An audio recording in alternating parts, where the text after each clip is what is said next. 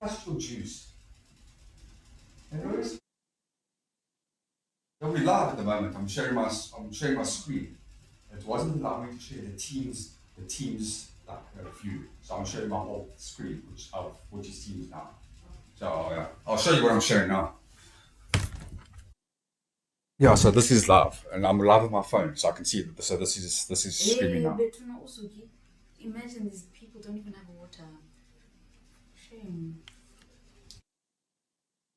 I just want to see the quality. Oh, on YouTube, you gotta check the okay. Yeah, I just want to see the quality and the audio as well. You can check the quality at the moment because audio will. I mean, I guess only when they're speaking then. Oh, and then I cannot even rewind this thing.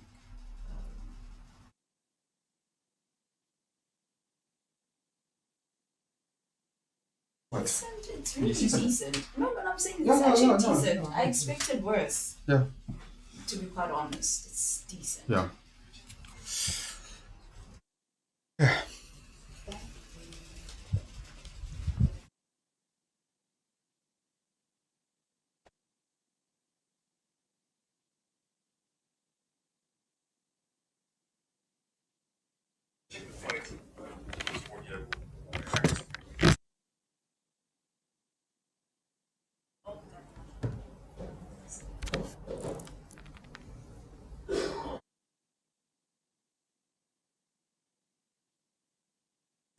It's really decent. No, but I'm saying it's actually decent. I expected worse.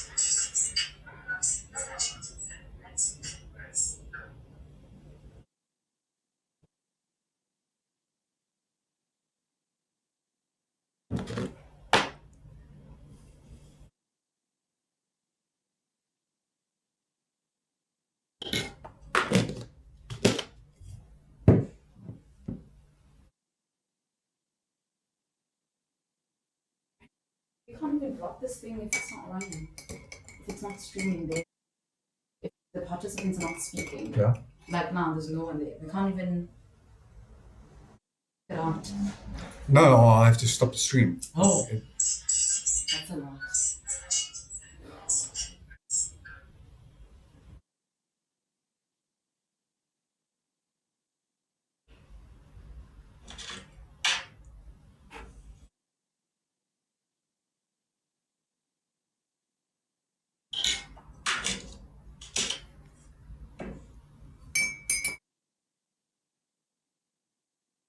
This thing, if it's not running. If it's not streaming there. If the participants are not speaking. Hi, Commissioner, we are back. Are you ready to proceed and to undertake the oath? Yes, I'm here. I'm ready. Good morning. Thank you, Commissioner. I think we will then proceed, Commissioner. May I request those who will be speaking to stand to take the oath, which Commissioner will administer.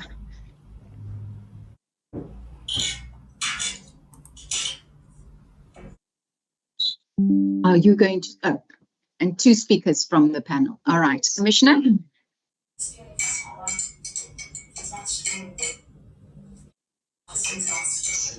Commissioner Tuli?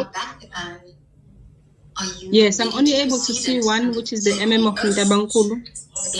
I'm not able to see the other gentleman. All right, we're going to move the camera a little bit. This side, Tim. Yes, that's much better. Thank you so much. But even when you came here, Yeah. I saw your eyes. When I was doing my TV, I saw your eyes. But I'm Welcome to both MMs.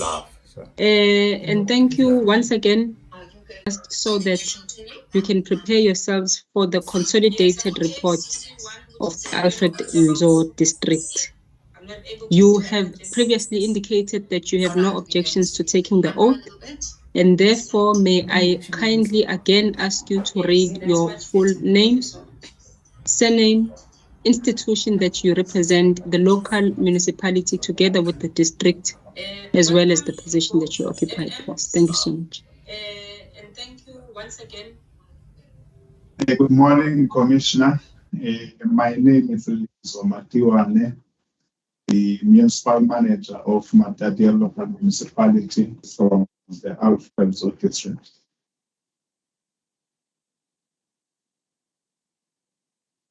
Good morning, Commissioner. My name is Ivy Sikulu Wena, the municipal manager of Ntabankulu local municipality under the Alfred Nzo district municipality. Thank you. No, thank you very much, MMs. Having indicated no objections to taking the oath, do you therefore swear that the evidence you shall give this morning will be the truth, the whole truth, and nothing but the truth? If so, kindly individually raise your right hands and state, "So help me God." So help me God. My name is Lizo Matiwane. So help me God. Thank you very much. You may be seated. Good morning, Commissioner. My name is Ivy. Colleagues, noting that this is a consolidated report, you will have about 30 minutes to present this consolidated report, and thereafter the panel will engage with you. Over to you, MM. Do you therefore swear that the evidence you shall give this morning will be the truth, the whole truth, and nothing but the truth? If so, we kindly individually raise your right have hand 4 and consolidated state, reports, and the approach that we have agreed to is that I will take the first 2 reports, and the MM will take the second 2, and then we'll wrap up, if that is agreeable to you. That's fine, MM.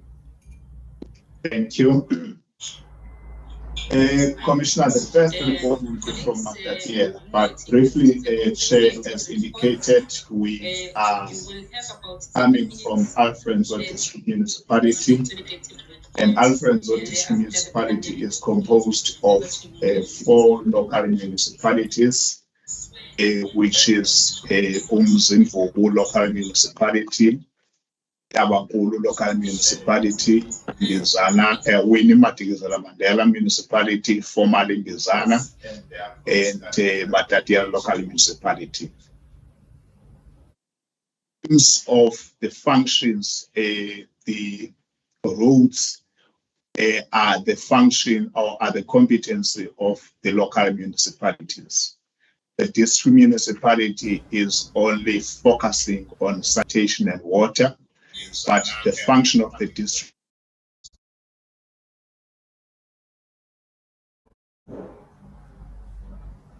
is performing. So purely the function of roads is residing with local municipalities, hence we are here today. As indicated from Matadele, the report, given the time, we have focused on the interventions that talk to access roads and roads in general. We indicate, Chair, that yes, indeed, we have serious challenges that relate to access roads due to the nature and the vastness of the area of Matadele. but improvement of access roads. We have listed through the sources of funding that we are getting a number of roads that we are implementing or we are intending to implement as a municipality in the next 3 years. For instance, through the municipal infrastructure grant, we are implementing in Matatiela Kuala internal streets in Ward 20 with a budget of 11 million. And the project relates to the upgrading of gravel roads to a surface road. And that project is under construction. We are also rehabilitating a 6.7 kilometer of Matatiela internal streets in Ward 19, which is also in town, at about 6,751,000 that internal streets. We are also, through the funds from MIG, constructing a road in Mafube Nkosana access road and bridge in Ward 8 at about 8,347,000. Also, Mneba Mandiase access road and bridge also at 8,500,000. Equitable share chairperson, there are a number of access roads from various wards. The first one being Masupa, a 5.9 kilometer at Ward 13 at 3.5 million. Jojweni, 6 kilometer access road in Ward 10 at 3.5 million. Hesa, 5 kilometers at Ward 18 at 2.6 million. And Ofini, 3.7 of 2.3 million. And Mango, 4.5 at Ward 1, which is 2.8 million. Mavunveni at 999,000, which is a 6 kilometer road, which is already completed. Black Diamond, 1 million. That one is also in Ward 26, is also completed. We put an amount of 1 million. Sepisong, 9.8 kilometers at Ward 3, completed at 1 million. The Halong, 15 kilometer at Ward 14 at 1.5, which is still under construction. Polile at 4 kilometers, 2 million, which is Ward 15. Bedford, 2.6 at Ward 8. Moriting, 2.4 at 1.6 million. Shepherd Hope, 9.2 at Ward 16.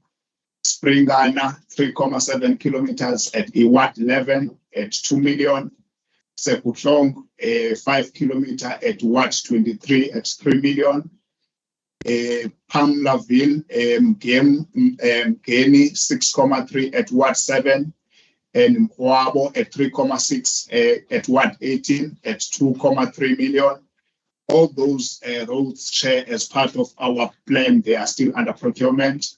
And we have a road also to our landfill site at 2 kilometers in Ward 20 at 1 million, which is under construction as we speak. We have also been funded through the disaster grant as we witnessed the disasters in March. The department, the Proctor has allocated us a budget of plus minus 34 million.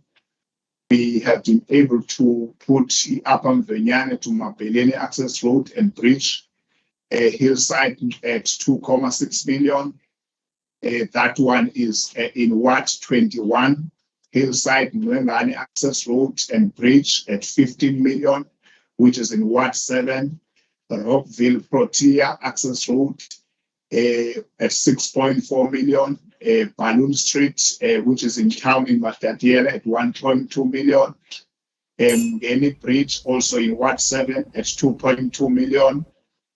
Nyanzela access road at 2.5 million. And Hotlong at 1.8 at 1 million. And Maluba Those are in Ward 3. They are also funded through the disaster grant. So those are the roads that we are focusing on them in the current financial year, which is your 23-24.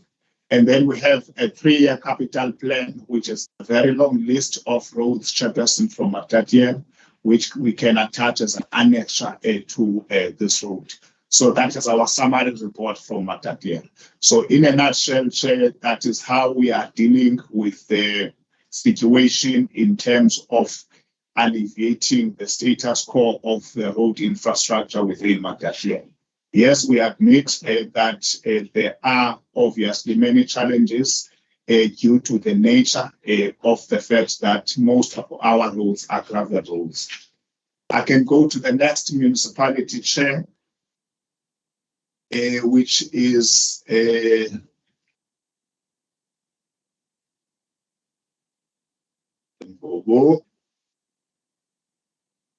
Zimvubu, Chair.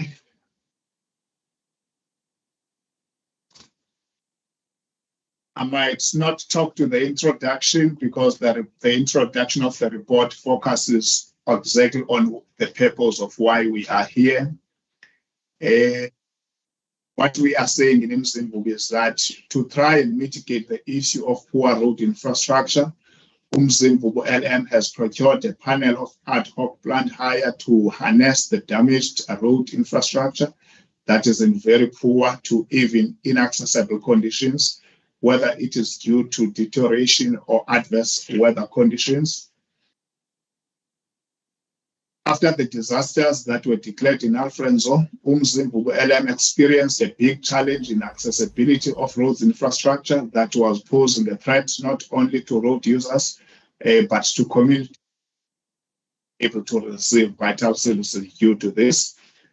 The municipality is currently battling with eradicating a challenge of inaccessible public service stations such as clinics, schools, churches, etc., due to budget constraints, as the municipality has set aside a budget of 5.4 million to address damages on our road infrastructure for the 2023-2024 financial year. Submission to the Provincial Disaster Management Center has been done for those road infrastructure has been received by the municipality to address such, although the funds are project specific. To that effect, there has been improvement. We have done over 30 kilometers of regraveling, reconstruction of one bridge and one bridge under construction. Budget allocation is done according to the identified scope of work for the projects that have been approved by the Council for implementation in that financial year. Furthermore, the municipality has utilized the municipal infrastructure grant not only for new construction, but also for maintenance of roads to try and eradicate backlog of poor road infrastructure in Mzimvubu LM.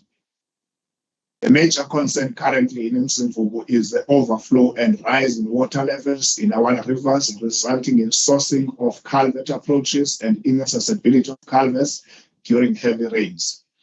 The municipality has then resorted to bridge construction, especially on the commonly known perennial streams, and improve the culverts on the non-perennial streams to 3,000 times 3,000 millimeters portal frame culvert, which are a special make that can withstand high water tides due to their self-weight or averaging at 4 tons per culvert. Currently, the municipality has completed 3 bridges that are cast in situ, with 1 under construction, and have upgraded 2 culverts to 3,000 times 3,000 millimeters with culverts under construction. APAC plays an important role in oversight on projects that are under construction, practical completed, and even on retention stage. The committee regularly visits the sites, and the municipal technical services have required site monitoring visit together with the appointed professional service providers awarded to assist the municipality with technical advice. This accountability mechanisms ensures that there is a good governance and sound financial management in respect to projects that are still under construction. In order for the municipality to appoint service providers who will enable municipality to repair these roads, it has to undergo a vigorous tendering process. During these tender processes, some of the disgruntled bidders then lodge objections to the awarding of the tenders to certain bidders and request reasons for the elimination from the process. The supply chain management policies dictate that where there is an objection, the municipality is obliged to halt the awarding of the tender. This negatively affects the municipality's ability to appoint service providers who will expedite the repair of these roads, as an objection and appeal process often takes time to resolve. Municipality positive benefits from the audit process in the context of improving conditions of roads. Poor road conditions have not negatively impacted the role of service delivery oversight and monitoring outreach. The municipality continues to hold these oversight visits and as well the monitoring outreach in respect to the communities that exercises jurisdiction over as continuous mandates to do so. The main challenges encountered by the municipalities, as indicated above, damages to the roads caused by bad weather conditions such as heavy rains and storms. It is often very difficult to plan for and anticipate these natural disasters. This thus results in an adequate budget that is available to facilitate the repairing of these roads. The municipality, to mitigate these challenges, then make written submissions to the Provincial Disaster Management Center for assistance to repair road infrastructure that was mainly damaged by the natural disasters, and the sum of 40 million was received by the municipality as indicated. Umzimvubu local municipalities' economy is based on two major capital labor-intensive sectors, namely agriculture and SME development. These industries combined account for jobs that have been created with municipal jurisdiction. Poor road conditions impacts negatively, especially the agricultural sector. There is difficulty in terms of communicating for this sector, and therefore at times there is difficulty to access roads where it has been negatively affected by heavy rains. This therefore negatively impacts jobs in this sector as well as the financial aspect of a sector, given that when there is poor access to roads, there is often less farming which takes place. SME development is also negatively impacted by poor road conditions, as some of the local SMEs are based in these rural communities. The local municipality has thus therefore not received any court challenges in respect to the state of its road. Part B of Schedule 4 of the Constitution confers on municipalities the competences in respect of building regulations, municipal planning, and municipal health services. The Umzimvubu local municipality is quite cognizant of the very important role it has to play in supporting rural development through providing basic infrastructure, in particular access roads.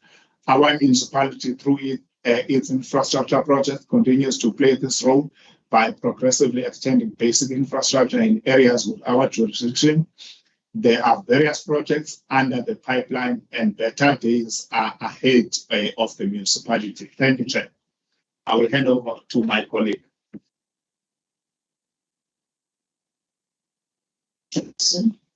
I will start with the Ndabankulu local municipality presentation.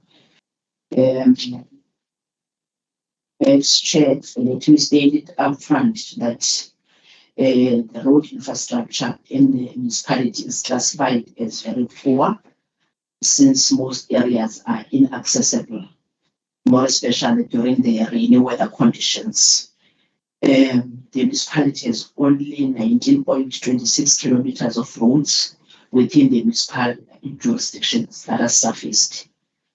Even the roads that are classified as distant roads, which are the roads that link Ndabankulu to Flagstaff. Flagstaff is under Mboza Hill.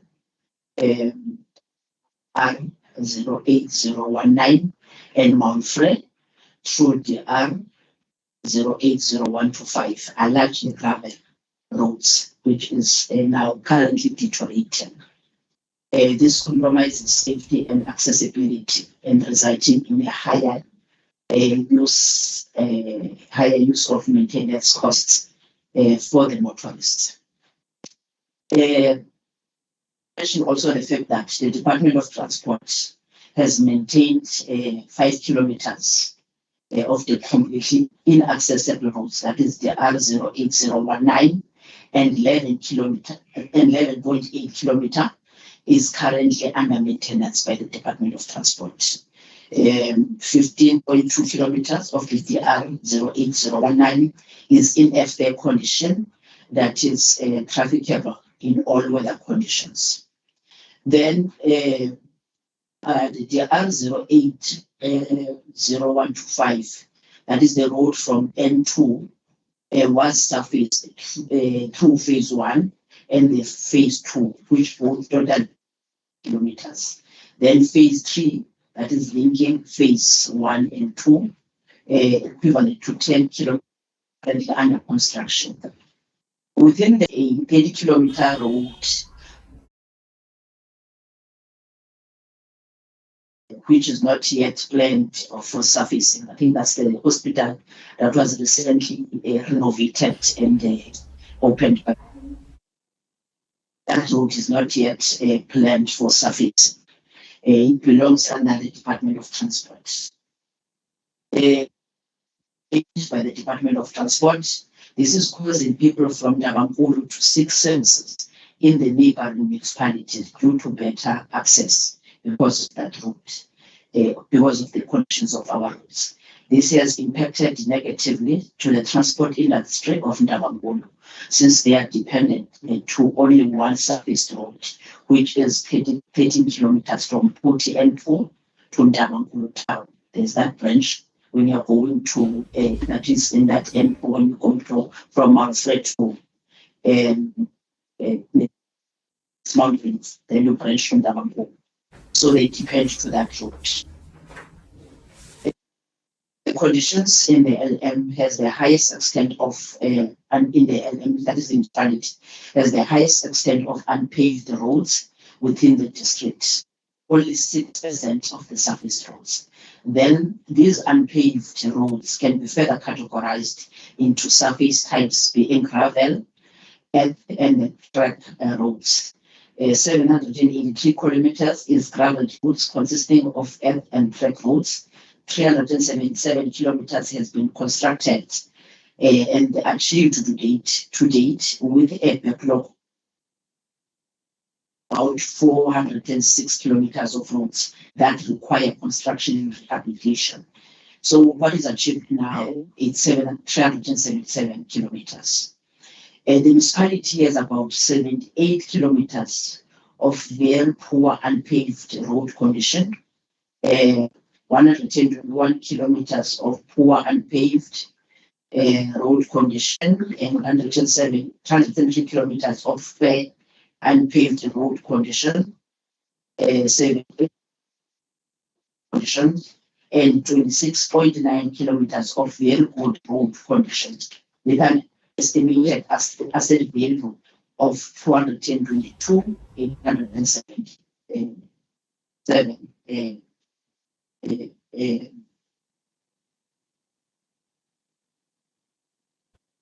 Going forward, the strategy is in place to address challenges that are related to the road infrastructure. We have appointed professional service providers, that is engineers, will be doing the design preparatory work, hosting these roads, and also the construction monitoring for the quality assurance of the projects that are currently being implemented, which I will touch based on them. The panel of contractors is also been appointed for the maintenance contractors for elimination of long procurement processes, where there are funds available for construction and rehabilitation of roads and related stormwater management facilities. A focus will be dedicated to the stormwater management improvement as well, to mitigate and minimize erosion of the drainage facilities. Actions made from the damages caused by the recent weather disaster will be used for planning and construction methods for the current infrastructure rehabilitation. Geotechnical investigations on the existing infrastructure will be conducted to ensure that the material that will be used will be best suitable for the existing underlying layers. An allowance of performance of surveys will be done to ensure that the alignment of the road caters for the control of the stormwater runoff during the times of low flood. The construction of water channels will also be introduced, and high-lying areas to redirect water away from the road. The use of meter drains will also be increased so that when we construct these roads, the issue of the water flow is being attended to. As I've indicated earlier on, the effects of road conditions on the